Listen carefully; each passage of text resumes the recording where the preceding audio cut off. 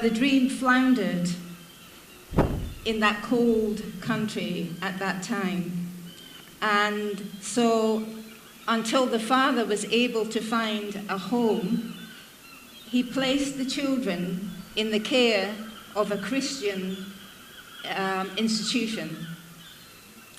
And overnight, the children lost their home, their parents, and the siblings were separated, and where the children literally went into exile.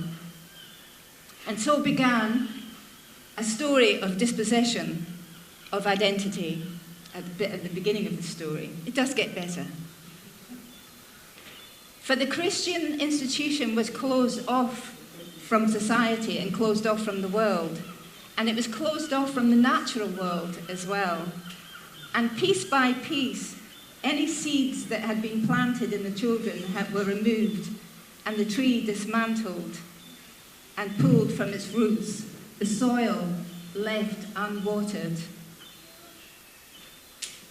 You had to be a mirror image of the nuns. I was 4 years old when I entered that institution, and I was 14 when I re-entered the world, which I'd completely forgotten. Our father had always been a presence, and he did a good job as a single parent then, of 5 children in the next years. But by the time I was 14, I'd forgotten who I was and why I even mattered. I had no story and no history. And the world that we came back to, my siblings and I, had a story of us. They had a story of me. And it was a story that was woven into the fabric of the history of this country and in people's minds. It was a story of empire and subjects. And I represented the latter. And everywhere into the atmosphere, every day, everywhere, you were subject to scrutiny and to degrading treatment. And Africans were represented mainly through starving babies. I'm talking about in the 50s or 60s time, so I'm going back some time now. For example, a normal comment would be, is your boyfriend white? Does his parents mind? You could have a throwback, you know, which means you might have a black baby. I think we should stick to our own kind. So this kind of atmosphere, and often things were said in a very coded way, things that you couldn't challenge because most things are underground. There's something going on and you can't quite challenge it because it's not said outright. But this turned the temperature to 0. Hello, Adriana. So for second generation African, Asian, and British kids like our family, we were like branches without a trunk, with no roots and no reference point to the earth or to the 4 directions, no framework in which to begin a life. How can you begin to tell your story or an identity without a map of a place that you belong to? One needs to have a people with a history and a voice, a self that is free from another's definition of who or what she is. How does one make sense of a self or the world when stories of one's ancestors were of strange barbarians, uncivilized, who were, early Europeans decided, lesser beings who apparently had no history before that fated meeting?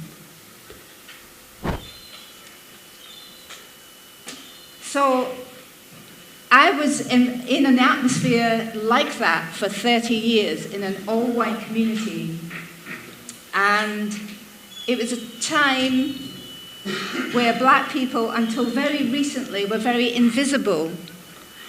Hello. Black people were invisible in news, in literature, in stories, in history, unless it was something very degrading. Now that started to change modestly and slowly. And I remember the time when I went into my workplace and I announced, I am black. And that for me was the first rung in the ladder of acclaiming an identity. And I was probably about 25, 26 at the time. 5 years later, an Englishman, John Howard, encouraged me to leave the factory where I had worked, the different factories that I had worked in for 15 years as a sewing machinist, and to study. And I'm very grateful. This is a part of Englishness, a radical part of Englishness, that is also part of the picture, the part of the English one who is interested in equality.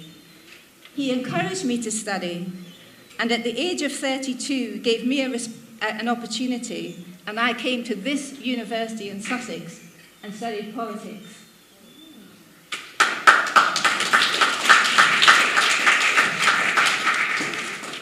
And it was here in the South that I began to meet a diverse group of people. Before, I was in an exclusively white environment in Scotland, in a country in the north of Britain. I met Africans, I met Indians, I met people from South America, and I met some very powerful and talented Nigerian women. Yes! Yes, sisters. And I was absolutely bowled over by these, what I saw was supercharged human beings. I mean, this concept that I've read about of Ashe, the creative power to make things happen. That's a Nigerian concept, isn't it, right? Ashe. Ashe?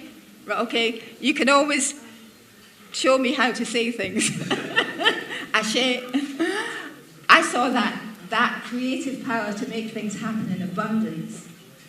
And the women that I met, Aisha, I saw them all translate the talents and the skills that they had back in Nigeria. Aisha Imam, some of you might have heard of, was the cultural minister for gender and human rights at the United Nations. Kemi Williams, who went on to work in in international development, and Moronke Williams, who lives here, who writes books on tortoise stories for children.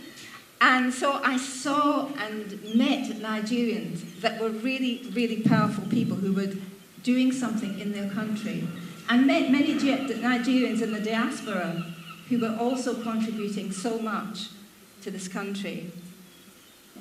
And of course I started to read Nigerian writers, from Chinua Achebe right through to Chimamanda Ngozi Adichie.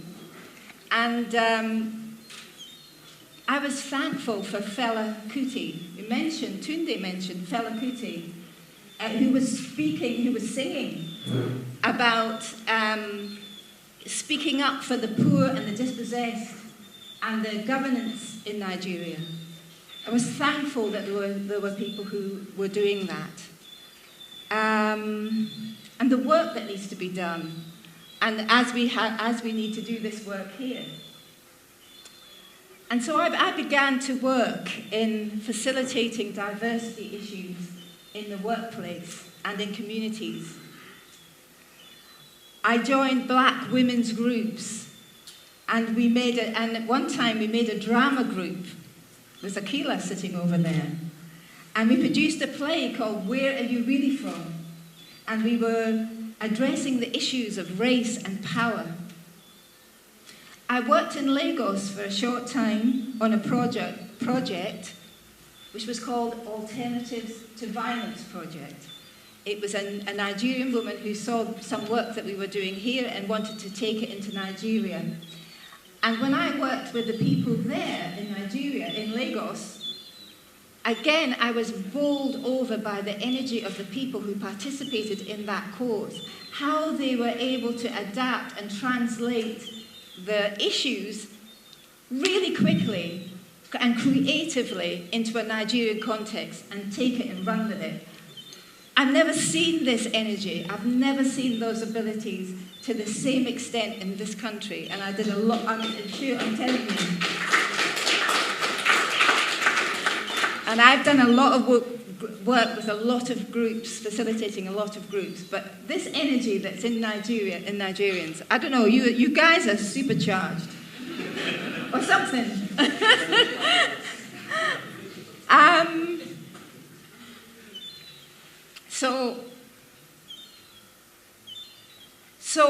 So this for me was very magic, and I began to realize that I'd internalized a lie. I had internalized something didn't stack up. Here I was meeting these very powerful, talented, creative people contributing to the societies, and yet everything I was hearing about Nigeria, about the African continent, was negative. Something must be wrong. Yes, there was some truth that were being told, but that's not the whole story.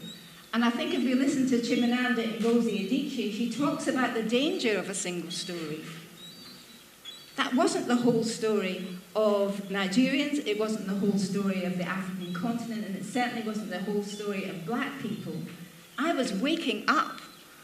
It's been a slow progress, let me tell you. This is still a work in progress. So the second step in reclaiming identity for me was to fully know my roots. And so in knowing who you are, you can powerfully step into who you want to become. So I started to ask the question, late, what was there before slavery and colonization? Because I was still stuck there. That was the only history that I knew. Even though I'd read some authors, I only knew this history. And it was what got me down. This history was in me. It was oppressing me. It got me down. So I was thinking, what was there before? I still didn't know my father's culture. And then what I discovered was like a bolt of lightning. It just so happened, as I was asking that question, that the British Museum here had a very good curator who put on an exhibition of the Ife bronzes, the art of Ife. And they put it on deliberately at the same time as they put on work of the Italian Renaissance, work that throughout Europe was seen as the work of civilization. And here they were saying, look, this work was done in the 12th century by Africans in Ile-Ife, and it is to the same depth and the same quality as what they were producing in Italy at that time. Yes!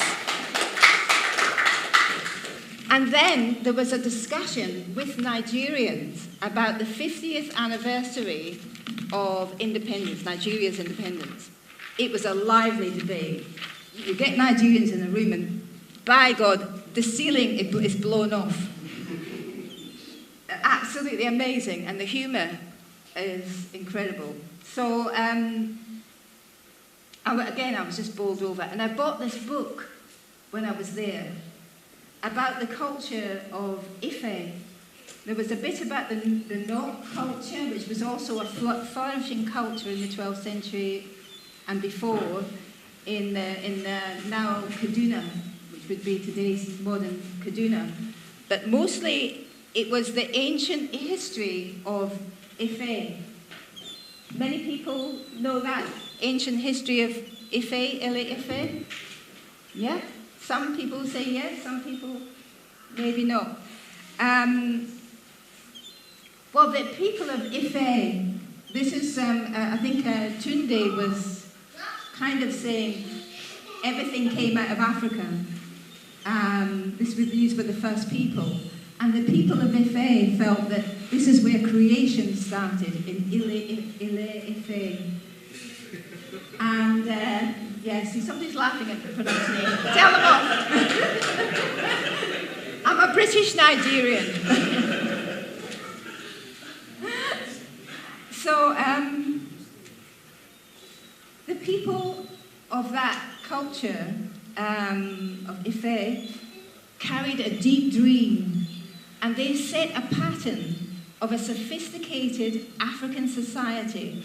They not only articulated the dream, but they manifested that dream in this fantastic art work, and in the social, in the spiritual, in a hierarchical but very democratic system. They produced wealth and flourished in the 12th to the 14th. They came to fruition in the 12th to the 14th century. And this was a kingdom that traded right across Africa, across the Sahara Desert to the Mediterranean. And at that time, or maybe a bit later, Africans had a trade, the Oba, the kings there, had a trading relationship with Europe. And it was one of mutual respect and exchange and equality in trade before we were rudely interrupted on the African continent. Here was a society that was very much at home with itself. And suddenly, in that moment, I went from being a lesser being to a princess. And I was so amazed at this history that I did a talk. I wish I could talk about it longer, but I did a talk on at Black History Month here in Brighton on it.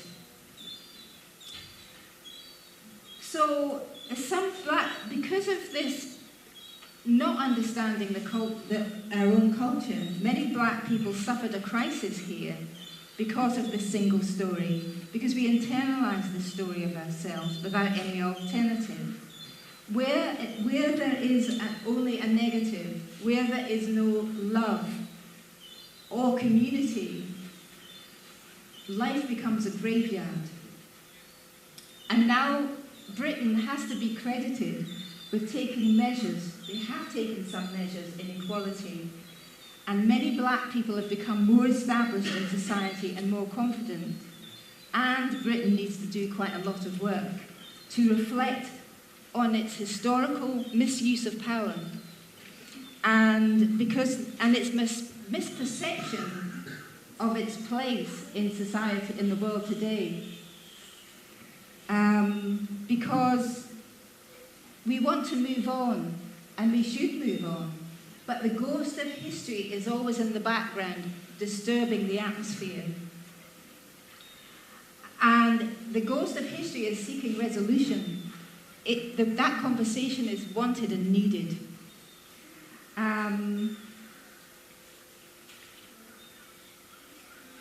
So that we can start to use our power. All of us can start to use our power, not just to misuse it, but to use that power for the benefit of the societies that we live in and the earth itself that we all live on. So, lastly, I come to how to reimagine oneself. Having stepped into an identity and feeling very fully at home. And I started to ask, how do we see ourselves? How do I see myself? Whose path am I choosing? What is it that really matters in going forward?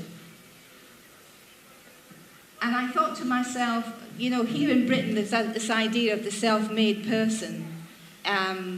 There's an idea that you know your enemy and you find out what they do and you do it better than they do. But I thought to myself, do I want to be part of that disposition? No. I want to be part of a change, of a better society, a more equal society. And today I feel very, very grateful for many things in my life. My life has turned around. my difficult experience has actually turned into my gift, because today I'm appreciating that I have multiple identities. Like many people, we have multiple identities. And that helps me to relate and to understand a diversity of people. When I'm working with the issues as a conflict transformation worker, I work in conflict transformation, working with diversity issues around class, around race, and gender, and religion, and so on. So, and because I've had this quite broad experience of living up in the north with Scottish people who were mainly working class, and down here in the south it's more diverse and mainly middle class, or mixed class, I can relate to a lot of people in that work. And one thing I have learned that I think is very, very important is that it's really important to be rooted and to know oneself and one's history and one's group, but not to be fixed or rigid in our identity, in one identity. We need the ability to be fluid in working with the different groups. I mean, Nigeria has so many groups. We have issues in the north and south, and different religions and so on. We need to understand those different parts of ourselves and be able to relate fluidly if we want to live in a more harmonious, work with our differences and have a more harmonious and more unity in our society. Because rigidity, as we see in the world, has become problematic. You know, there's a them and us. It's a them and us society. Just make sure I've got, oh, I'm going over time. Okay, I'm going quick. I'm finishing. So, I want to be clear about what matters to me and what matters. And so, finally, I think one of the things I wanted to say, just that Africans, one thing that matters to me is that the reciprocal relationships that Africans have always had to the land, with the rivers and mountains, not only taking but giving back, with an attitude of gratitude, with a spiritual connection to every living thing. That Africans' communal ways, that Adichie, is it Adichie? Not Adichie, our compere, what's her name? Okachi was saying about we look after ourselves. Africans look after themselves and their neighbours. And that is something we have lost here. There's so many things that we could learn. And I think so Nigeria is standing on very rich ground. We stand on the soil of our ancestors that paved a way for us, that showed us a way.